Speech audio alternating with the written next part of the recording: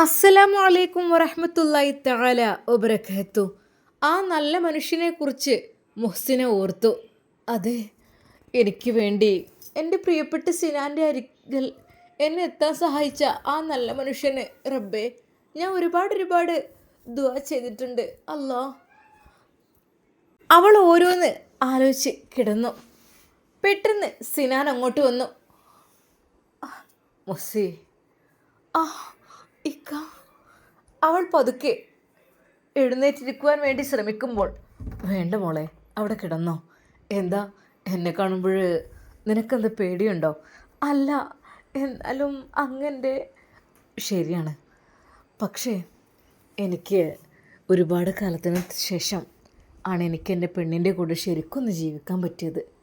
സത്യമായിട്ടും ഞാൻ ഒരുപാട് കഷ്ടപ്പെട്ടിരുന്നു മോളെ. അതെ, ഇപ്പം നമുക്ക് പേടിയില്ലാതെ നിൽക്കാമല്ലോ അല്ലേ? നമ്മെ ആരും വേർപ്പെടുത്താനില്ലല്ലോ. ഇക്ക, സത്യമായിട്ടും നമ്മുടെ ഈ ഒരു ഒത്തുചേരലിന് കാരണക്കാരനായ അജ്മൽ, എനിക്ക് ഒരു കാര്യം അറിയാൻ ആഗ്രഹമുണ്ട്. എന്താ പെണ്ണേ? അതെ, നമ്മളെന്തായാലും കല്യാണത്തിന് പോവല്ലോ. എന്നാലും അജ്മലിൻ്റെ പെണ്ണ് അതാരായിരിക്കും എന്നുള്ള കാര്യം എനിക്ക്. എൻ്റെ പെണ്ണെ, ഇൻഷാ അല്ലാ ഞാനതിനെക്കുറിച്ച് വല്ലാതെ അങ്ങ് ചോദിച്ചില്ല കേട്ടോ. ഞാൻ അതിനിടയ്ക്ക് എന്തൊക്കെയോ മറന്നുപോയി. പിന്നെ തലാലിൻ്റെ കല്യാണം എന്ന് കേട്ടപ്പോൾ, അതെ, ആ കൂട്ടത്തിൽ അജ്മലിൻ്റെ ഉണ്ടെന്ന് പറഞ്ഞപ്പോൾ ഒരു നിമിഷം ഞാൻ എന്തൊക്കെയോ ചോദിക്കണം എന്നുണ്ടായിരുന്നു. അത് പിന്നീടങ്ങ് ഇന്നെന്തായാലും നമുക്ക് ചോദിക്കാം. അത് വേണ്ട, ഇനിയിപ്പോൾ ചോദിക്കണ്ട, നമുക്ക് പോവാം കല്യാണത്തിന് അല്ലേ? എൻ്റെ പെണ്ണെ, നിനക്ക് വിഷമമൊന്നുമില്ലല്ലോ? പ്രയാസമൊന്നും ഒന്നുമില്ലല്ലോ? ഓക്കെ അല്ലേ എല്ലാം? എൻ്റെ പ്രിയപ്പെട്ട എൻ്റെ സിനു ഉണ്ടാവുമ്പോൾ എനിക്ക് ടെൻഷനില്ല. അതെ, ഞാൻ സിനു ഇല്ലാതെ ഒരുപാട് കഷ്ടപ്പെട്ടില്ലേ? എന്നാൽ പാവട്ടോ, അജ്മൽ സാറ് നല്ല മനുഷ്യനായിരുന്നു. അദ്ദേഹം എത്ര ഒന്നുമില്ലെങ്കിൽ കല്യാണം കഴിക്കാത്തൊരു യുവാവാണ് അദ്ദേഹം. ഞാനൊരു യുവതിയാണ്. അതെ, ഞാനും അദ്ദേഹവും ഒരുമിച്ച് കൂടിയ പല സാഹചര്യങ്ങളും ഉണ്ടായിട്ടുണ്ട്. അത്രക്ക് സൂക്ഷ്മതയോടു കൂടിയാണ് അജ്മൽ സാറ് എന്നെ സംരക്ഷിച്ചത്. എൻ്റെ പ്രിയപ്പെട്ട സിനു, സത്യമായിട്ടും അത് ഞാനും അദ്ദേഹം ഒറ്റപ്പെടുന്ന ഒരുപാട് സാഹചര്യങ്ങൾ ഉണ്ടായിട്ടുണ്ട്. പക്ഷേ എന്നാൽ പോലും അദ്ദേഹം എന്നോട് മോശമായൊരു വാക്ക് പറയുകയോ അല്ലെങ്കിൽ എവിടെയെങ്കിലും സ്പർശിക്കുകയോ ഒന്നും ചെയ്തില്ല.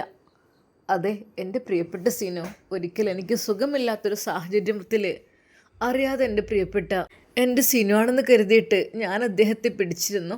സത്യമായിട്ടും അതെ, എനിക്ക് കുറ്റബോധം വന്ന് ഞാൻ ഒരുപാട് കരഞ്ഞു. ഒരു നിമിഷം സിനാൻ്റെ മനസ്സൊന്ന് പതറി. എൻ്റെ പെണ്ണെ, അതെ ഇക്ക, സത്യമായിട്ടും എങ്കിൽ പോലും അദ്ദേഹം ഒരു നിമിഷം എന്നെ നെഞ്ചോട് ചേർത്തു. എങ്കിലും അദ്ദേഹത്തിന് നല്ല ടെൻഷൻ ഉണ്ടായിരുന്നു ആ കാര്യത്തിൽ. സത്യമായിട്ടും അങ്ങനെ ഒരു സഹോദരനെയാണ് എനിക്ക് കിട്ടിയത്. അതെ, എൻ്റെ പ്രിയപ്പെട്ട സഹോദരൻ അദ്ദേഹമാണ് എൻ്റെ അജ്മൽ സാറ്. എനിക്ക് അദ്ദേഹത്തെ ഒത്തിരി ഇഷ്ടമാണ്. അദ്ദേഹത്തിൻ്റെ ആ ഒരു കരുതൽ അത് വല്ലാത്തൊരു. അതെ, അന്ന് ഞങ്ങൾ സജീറിൻ്റെ ആ ഒരു റൂമിൽ നിന്ന സമയത്ത്, അതെ, ഭാര്യ എന്നുള്ള പേരിലാണ് വിചാരിച്ചത്.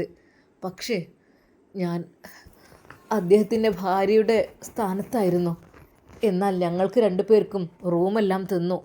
എങ്കിലും എന്നെ അവിടെ കിടത്തി സജീർ പറഞ്ഞു, നീ എന്താ പോയി കിടക്കാത്തെന്ന് ചോദിച്ചപ്പോൾ അദ്ദേഹം എന്തൊക്കെ പറഞ്ഞു എനിക്കറിയുന്നില്ല.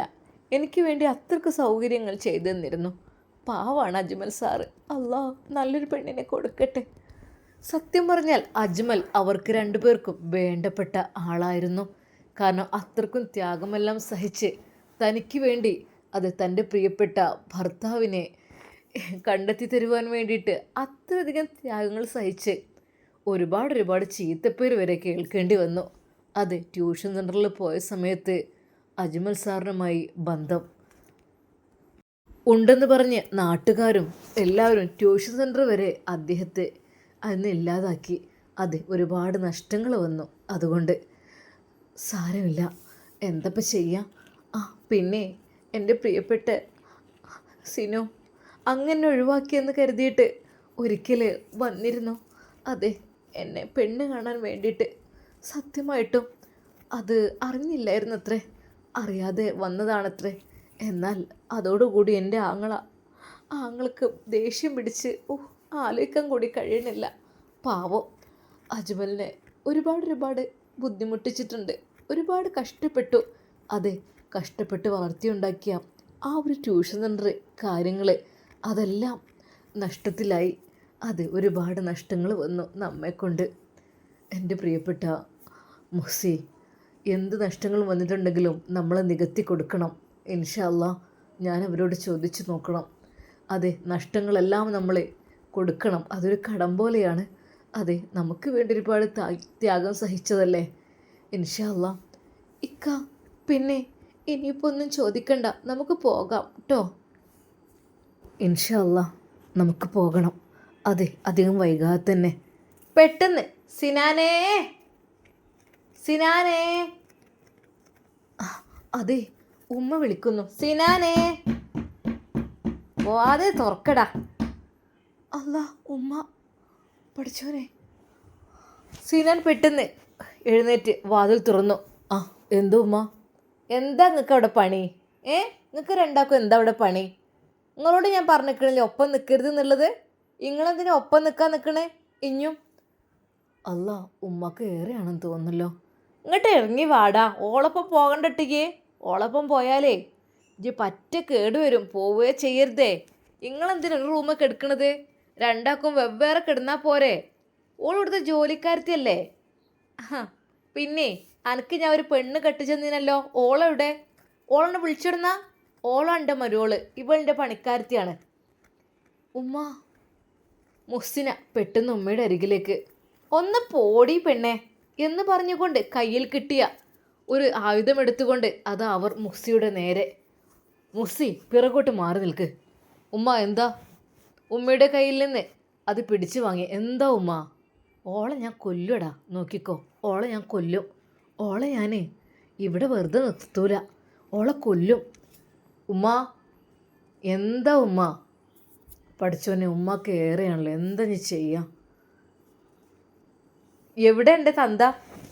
അതിനെണ്ട് വിളിച്ച എന്ന് പറഞ്ഞുകൊണ്ട് ഉമ്മ അതാ പുറത്തേക്ക് ഓടിപ്പോകുന്നു. പഠിച്ചോനെ, ഇതിപ്പോൾ കൂടുതൽ വയലൻ്റ് ആയിക്കണ്. പെട്ടെന്ന് തന്നെ ഉപ്പയെ വിളിച്ചു. ഉപ്പ, അതെ ഉമ്മ വല്ലാതെ വയലൻ്റ് ആയിട്ടുണ്ട്. പിന്നെ ആരൊക്കെ കൊല്ലുന്നോ നിങ്ങളൊക്കെ തേടി നടക്കുന്നുണ്ട്, നല്ല ശ്രദ്ധിച്ചു കേട്ടോ. പിന്നെ മോനെ അങ്ങനെയാണോ?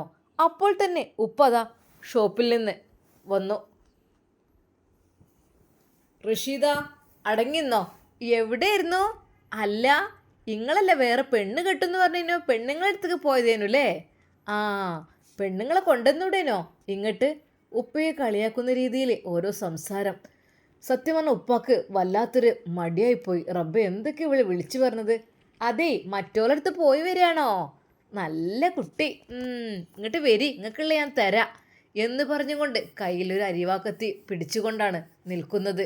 ഉപ്പ അങ്ങനെ വരല്ലേ. നേരെ അതാ ഉപ്പയുടെ നേരെ ആ കത്തിയുമായി ചീറിപ്പാഞ്ഞു വരുന്നു ഉമ്മ. ഒരു നിമിഷം സിനാൻ പിന്നിലൂടെ വന്ന് ആ കത്തി വാങ്ങി ഉമ്മയെ കൈ പിടിച്ചു വെച്ചു. എന്താ ഉമ്മ? സിനാനെ, അന്നെ ഞാൻ കൊല്ലും, എൻ്റെ പെണ്ണുങ്ങളെയും കൊല്ലും, എൻ്റെ മാപ്പിളിനെയും ഞാൻ കൊല്ലും, നോക്കിക്കോളി. നിങ്ങളെ മൂന്നാളെ ഞാൻ വെറുതെ വിടൂല കേട്ടോ. അതെ, റഷീദ ശരിക്കും വയലൻ്റ് ആയിട്ട് തന്നെ നിൽക്കുകയാണ്. നിങ്ങളെ മൂന്നാളെയും കൊന്നിട്ട് ഞാൻ കണ്ടിച്ചാടും, അങ്ങനെയാണ് ചെയ്യുക. എങ്ങനെയുണ്ട് ഉപ്പ? എന്ത് ചെയ്യാം മോനെ, വണ്ടി എടുക്ക്. ഉമ്മ വരി, നമുക്ക് മാറ്റാം. അപ്പോഴേക്കും മുഹ്സി പർദ്ദയുമായി വന്നു. എവിടേക്കാണ് നിങ്ങൾ കൊണ്ടുപോണത്? ഉമ്മ, നമുക്കൊന്ന് ഹോസ്പിറ്റലിൽ പോയി വരിക. സിനു, മോൻ ഉപ്പ വിളിച്ചു. മോനെ, അവളെ നോക്കിട്ടോ, ഒരു അടിയോ ചവിട്ടോ കിട്ടിയിട്ടുണ്ടെങ്കിലേ ആ പെണ്ണിന് ഗർഭിണിയാണ്. ഉമ്മാക്ക് അതാ ഉമ്മ ഓരോന്ന് വിളിച്ച് പറഞ്ഞുകൊണ്ടിരിക്കുകയാണ്. മുഹ്സി, ഉമ്മ ഇത് പർദ്ദ, ഇത് എന്തിനാടേ നിങ്ങളെ എവിടേക്ക് കൊണ്ടുപോകണത്? നിങ്ങളെല്ലാവരും കൂടി നിങ്ങളെ എവിടേക്ക് കൊണ്ടുപോകണത്? ഞാൻ വരൂല. എന്നാൽ സിനാന് ഉമ്മയുടെ കൈകൾ പിടിച്ചു. മേലെ കൂടെ ആ പർദ്ദയിട്ട് കൊടുത്തു. അല്ലാ, കാറിലേക്ക് കയറ്റി. സിനാനെ, ഇന്നെ കൊല്ലാൻ കൊണ്ടാകുക അല്ലേ? അതിന് മുമ്പ് അന്നെ ഞാൻ കൊല്ലും, എന്നിട്ട് മതി. ആ, സിനാനെ ഒരു നിമിഷം ഉമ്മയെ പിടിച്ചു വെച്ചിരിക്കുകയായിരുന്നു. കാരണം ഉപ്പ ഡ്രൈവ് ചെയ്തോട്ടെ എന്ന് കരുതി. കാരണം അത്രയ്ക്ക് ശക്തിയാണ് ഇപ്പോൾ ഉമ്മാക്കുള്ളത്. അല്ലെങ്കിലും മാനസിക രോഗം കൂടി വരുമ്പോഴേ അതെ, ശക്തി കൂടി വരും. കൈകൾക്കും ശരീരത്തിനുമൊക്കെ അവർക്ക് 4 ഇരട്ടി ശക്തിയുള്ളത് പോലെ. സിനാൻ, എൻ്റെ കയ്യിൽ നിന്ന് വിട്, എൻ്റെ കയ്യിൽ നിന്ന് വിട്. എന്നാൽ മുഹ്സി മുന്നിലായിരുന്നു ഇരുന്നിരുന്നത്. അത് ഉപ്പയുടെ നിർദ്ദേശമായിരുന്നു, മുഹ്സി മുന്നിലിരിക്കട്ടെ. കാരണം ബാക്കിൽ ഇരുന്ന് കഴിഞ്ഞാൽ എന്തെങ്കിലുമൊക്കെ അവൾക്ക് പറ്റിക്കഴിഞ്ഞാൽ അതിലേറെ പ്രശ്നമായിരിക്കും. ബാക്കിൽ സിനാനും ഉമ്മയും. സിനാൻ ഉമ്മയുടെ കൈകൾ പിടിച്ചു വെച്ചിട്ടുണ്ട്. അതെ, ഉമ്മ ഓരോന്ന് വിളിച്ച് പറയുന്നുണ്ട്. പഠിച്ചോനെ, എന്തൊരു അതാപായി പോയത്, വല്ലാത്തൊരു പുതുമന്നെ. ഇതിപ്പോൾ ഇങ്ങനെ അനാവശ്യം ഓരോന്ന് വിളിച്ച് പറഞ്ഞാൽ ഒരു നിമിഷം അതാ പെട്ടെന്ന് വണ്ടി എടുക്കാൻ വേണ്ടി സിനാൻ പറയുന്നു. അങ്ങനെ അതാ പെട്ടെന്ന് സ്പീഡിൽ വണ്ടി പോവുകയാണ് നേരെ ഹോസ്പിറ്റലിലേക്ക്. എന്നാൽ അവിടെ നിന്ന് ഇറക്കിയപ്പോൾ ഉറക്കെ ഉമ്മ വിളിച്ച് പറയുന്നു, അതേ, നിങ്ങളിന് എന്തെങ്കിലും കാട്ടിയാൽ ഈ ഹോസ്പിറ്റലിൽ ഞാൻ തീയിടും, ഇവിടുത്തെ എല്ലാവരും ഞാൻ കൊല്ലും, പറഞ്ഞില്ലെന്ന് വേണ്ട എന്ന് പറഞ്ഞ് ഉറക്കെ വിളിച്ച് പറഞ്ഞുകൊണ്ടാണ് എല്ലാവരും അത് നോക്കുന്നു. ഒരു നിമിഷം സിനാനും ഉപ്പാക്കും വല്ലാത്തൊരു മാനസികാവസ്ഥയായിപ്പോയി. റബ്ബേ, എന്തൊരു ശിക്ഷയാണ് റബ്ബേ ഇവൾക്ക് നീ കൊടുത്തത്. അപ്പോൾ തന്നെ അതാ ഉമ്മയെ നേരെ കൊണ്ടുപോകുന്നു. എന്നാൽ സിസ്റ്റർമാർ ഒന്ന് പിടിച്ചപ്പോഴേക്കും ഒരു സിസ്റ്ററിൻ്റെ മുഖത്ത് നോക്കി ഒരു അടി കൊടുത്തു. അത് ബുദ്ധിമോശം കൊണ്ട് ചെയ്തു പോയതാണ്. അത് സാരല്ല, ഞങ്ങൾക്ക് ഇവരേക്ക് തല്ലും കുത്തൊക്കെ കിട്ടാറുണ്ട്, അതൊന്നും കുഴപ്പമില്ല. എന്താടി, എന്തു പറ്റി? കൈകളും കാലുകളും കെട്ടി നേരെ അതാ ഉമ്മയെ കൊണ്ടുപോകുന്ന ആ രംഗം അവർ ദയനീയമായി നോക്കി നിന്നു. അത് ഡോക്ടർ പരിശോധിക്കുകയാണ്. കുറച്ച് കൂടുതലാണ്, അപ്പോൾ കുറച്ച് ഇവിടെ നിന്ന് ചികിത്സിക്കാനേ വേണ്ടിവരും. നിങ്ങൾ വീട്ടിലേക്ക് കൊണ്ടുപോയാൽ തീർച്ചയായും അത് പെട്ടെന്ന് വയലൻ്റായി കൂടാൻ ചാൻസ് ഉണ്ട്. പിന്നെ നിങ്ങൾ ഈ ഹോസ്പിറ്റലിലേക്ക് ആയതുകൊണ്ട് തന്നെ നിങ്ങൾ കൂടെ ഒരാൾ നിൽക്കണമെന്നില്ല. കാരണം ഈ ഒരു അസുഖത്തിന് കൂടെ നിങ്ങൾ നിന്ന് കഴിഞ്ഞാൽ ഒരു പക്ഷേ നിങ്ങൾക്ക് അതിൻ്റെ അടിയും കുത്തും കിട്ടാൻ ചാൻസ് ഉണ്ട്. അതുകൊണ്ട് ഞങ്ങൾ തന്നെ ഇവിടെ ആളുകളെ സെറ്റാക്കാം, അത് കുഴപ്പമില്ല. ഞങ്ങൾ അതിനുള്ള എല്ലാ പേഷ്യൻസിനുള്ള ഓരോ ആളുകളുണ്ട്, അവരെ വേണ്ട രീതിയിൽ നോക്കും, പരിചരിക്കും, എല്ലാം ചെയ്യും. ഓക്കെ, ഉപ്പ പറഞ്ഞു, മോനെ പൈസ കുറച്ച് കൂടുതലായാലും വേണ്ടിയില്ല, അല്ലാതെ ഉമ്മാൻ്റെ അടുത്ത് നിൽക്കാൻ നമുക്കൊന്നും കഴിയൂല. കാരണം ഉമ്മ നമ്മളെ കൊല്ലും എന്ന് പറഞ്ഞ് നടക്കുകയാണ്. അപ്പോൾ പൈസ കുറച്ച് കൂടുതലായാലും വേണ്ടിയില്ല, അവരതിന് ട്രീറ്റ്മെൻറ്റും കാര്യങ്ങളും ഒക്കെ കൊടുക്കട്ടെ. എന്തേ ഉപ്പ, അത് തന്നെ ആയിരിക്കും നല്ലത്. അതെ, ആ ഉമ്മയെ നോക്കാൻ വരെ ഇപ്പോൾ ഒരാൾക്ക് പറ്റുന്നില്ല എന്നർത്ഥം. കാരണം അത്രക്കും വയലൻ്റ് പേഷ്യൻ്റ് ആയിരുന്നു ഉമ്മ ചെയ്ത് കൂട്ടിയ കാര്യങ്ങൾ അതെല്ലാം ഉപ്പ ഓർത്തു. റബ്ബേ, ഓൾ എത്ര സ്വത്ത് അവളുടെ കൈവശം അവളുടെ പേരിലാക്കി വെച്ചു. പക്ഷെ അവൾക്ക് അനുഭവിക്കാനുള്ള യോഗമില്ലല്ലോ, ഓൾ ഈ ഒരു അവസ്ഥയിലാണല്ലോ ഉള്ളത്. ഒരു നിമിഷം ഉപ്പ പറഞ്ഞു, മക്കളെ നിങ്ങൾ പോയിക്കോളി, ഞാനിവിടെ നിന്നോളാം. അങ്ങനെ അതാ സിനാനെയും മുഹ്സിനെയും ഉപ്പ പറഞ്ഞേക്കുന്നു.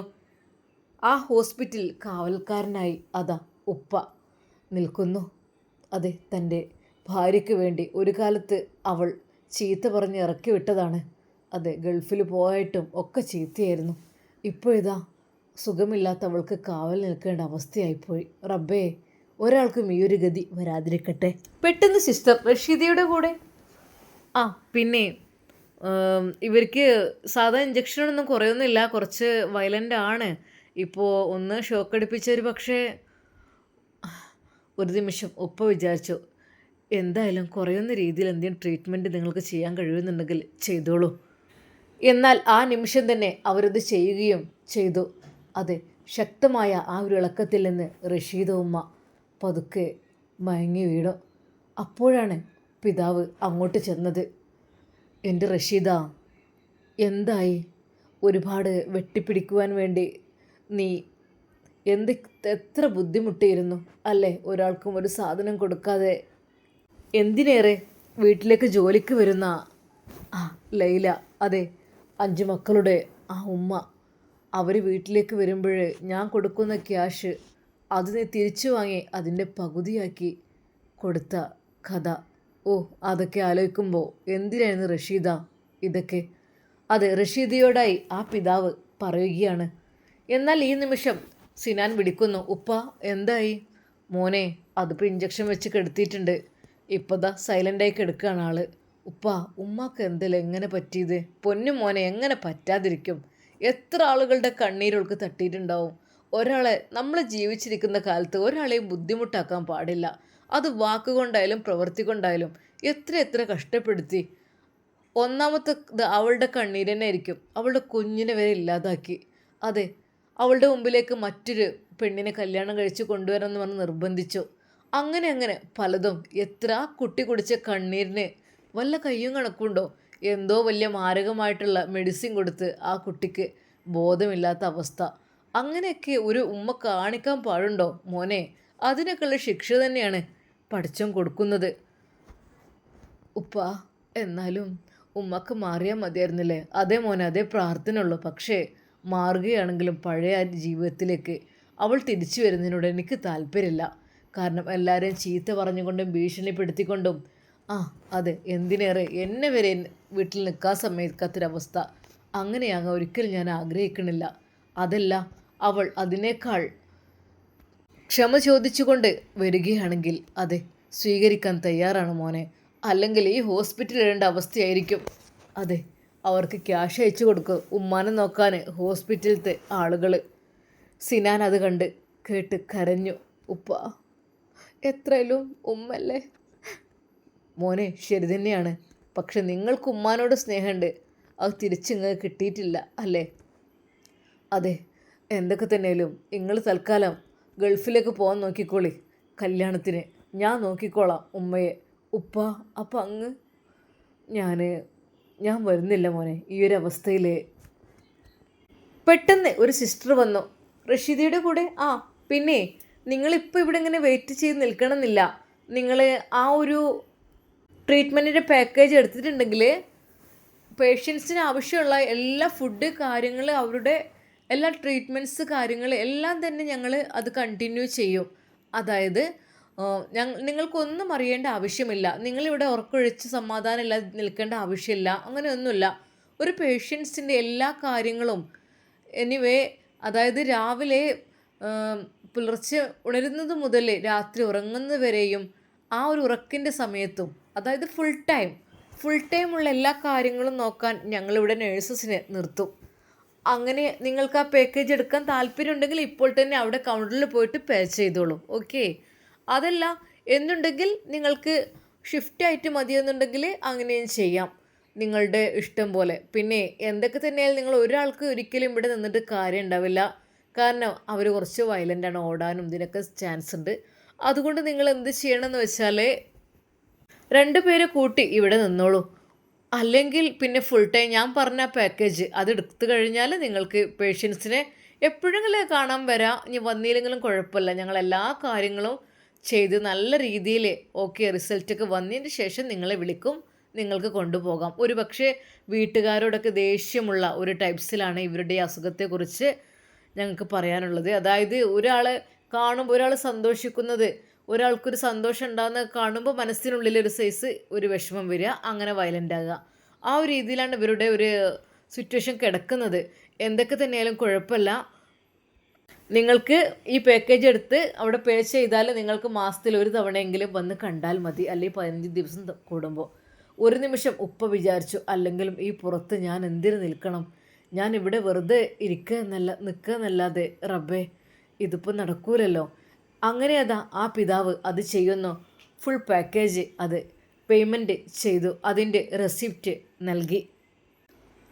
ഹലോ സർ, നിങ്ങളൊരു കാര്യത്തിനും പേടിക്കണ്ട കേട്ടോ. നിങ്ങളുടെ പേഷ്യൻറ്റിൻ്റെ കാര്യത്തിൽ ഞങ്ങൾ ഫുൾ ഇവിടെ സപ്പോർട്ടീവ് ആയിരിക്കും. പിന്നെ പേഷ്യൻസിന് യാതൊരു രീതിയിലുള്ള എഫക്റ്റ്, അതായത് വേണ്ടാത്ത രീതിയിലുള്ള ചിന്തകൾ കാര്യങ്ങൾ വരാനൊക്കെ ഉള്ള യോഗാസ് കാര്യങ്ങൾ അതൊക്കെ ഞങ്ങളിവിടെ ചെയ്യുന്നുണ്ട്. പിന്നെ അതുപോലെ തന്നെ പേഷ്യൻറ്റിൻ്റെ കാര്യത്തിൽ നിങ്ങൾ ഒരു പേടിയും പേടിക്കേണ്ട. ഫുൾ പാക്കേജ് ചെയ്താണല്ലോ ഫുഡ് കാര്യങ്ങൾ എല്ലാം വാഷ് ചെയ്യൽ എല്ലാം മൊത്തത്തിൽ നമ്മൾ ഏറ്റെടുക്കുന്നതാണ് കേട്ടോ. Okay, all the best. അതെ, അവർക്ക് അങ്ങനൊരു പാക്കേജ് എടുത്തപ്പോഴേ വല്ലാത്തൊരു സന്തോഷം. അങ്ങനെ റഷീദുമ്മയെ ഹോസ്പിറ്റൽ ഉപേക്ഷിച്ച് ഉപ്പ പുറപ്പെടുകയാണ്. പുറത്ത് വെറുതെ നിൽക്കേണ്ട ആവശ്യമില്ല, അകത്തേക്ക് പ്രവേശനമില്ല. പിന്നെ എന്ത് ചെയ്യും?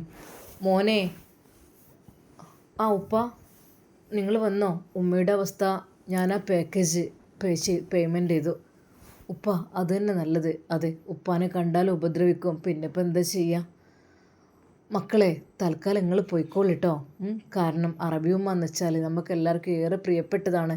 നമുക്ക് ഈ ഒരു കണ്ട വീടും സുഖവും ഈ സ്ഥലങ്ങളുമെല്ലാം തരാൻ കാരണക്കാരി അറബി ഉമ്മയാണ്. അതുകൊണ്ട് തന്നെ നിങ്ങൾ റാഹത്തോടു കൂടി പോയിക്കോളി ഇൻഷാ അല്ലാ. അങ്ങനെ അതാ സിനാനും മുഹ്സിനെയും അജ്മലിൻ്റെയും തലാലിൻ്റെയും നിക്കാഹിന് വേണ്ടിയിട്ട് അതാ പോവുകയാണ്. അവർ ടിക്കറ്റെല്ലാം സെറ്റാക്കി അവർ എയർപോർട്ടിലേക്ക് പോകുമ്പോൾ ഉപ്പ പറഞ്ഞു, മക്കളെ വരാൻ ആഗ്രഹമുണ്ട്, പക്ഷേ നിങ്ങൾ ഉമ്മാനെ വിചാരിച്ചിട്ട്. ഉമ്മ നമ്മളെ കുറേ കഷ്ടപ്പെടുത്തിയതല്ലേ, ഇനിയിപ്പോൾ അത് മക്കളെ പറഞ്ഞിട്ട് കാര്യമില്ല, എന്താ ചെയ്യുക? ഇൻഷാ അല്ലാ എൻ്റെ മക്കൾ പോയി വരി. അങ്ങനെ അതാ സിനാനും മുഹ്സിനെയും ഫ്ലൈറ്റ് കയറുകയാണ് അറബിയുമ്മയുടെ അടുത്തേക്ക്. ഇൻഷാ അല്ലാ നമുക്കിതിൻ്റെ ബാക്കി ഭാഗം നാളെ കാണാം. അതുവരേക്കും എല്ലാവർക്കും അസ്സലാമു അലൈക്കും വറഹ്മത്തുള്ളാഹി തആല വബറകാതുഹു.